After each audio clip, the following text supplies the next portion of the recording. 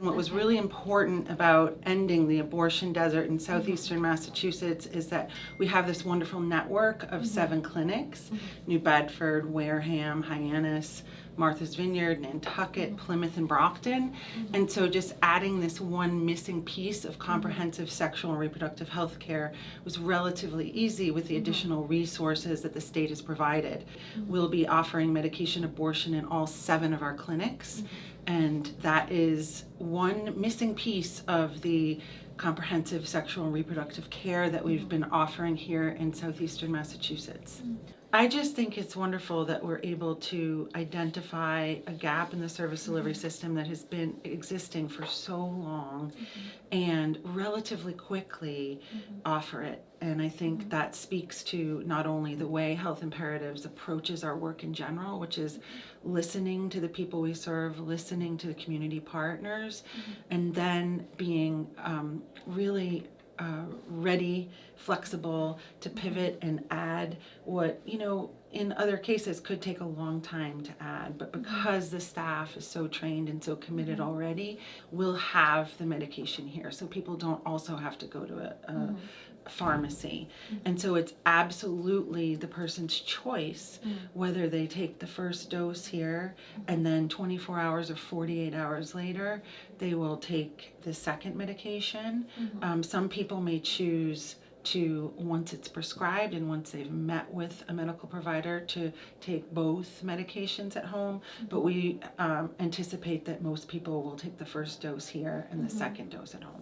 In the spring, the governor had asked the Department of Public Health to buy enough mifepristone, which is the first medication that's used, and what the Supreme Court case is about in terms of the ban, so that we could have enough for a year. So right now we have 500 doses for all the clinics, and so we look at our inventory across the board depending on where people come in. This was just a special purchase at the state level because there was concern about what was happening at the federal level in terms of mifepristone and whether there may be a shortage or it might be difficult to purchase it. The change now is that people will be able to come, whether it's to New Bedford, Wareham, Plymouth, Hyannis, Martha's Vineyard, Nantucket, or Brockton when they need it. And so I think it's going to make a huge difference in the lives of people who are seeking this important care.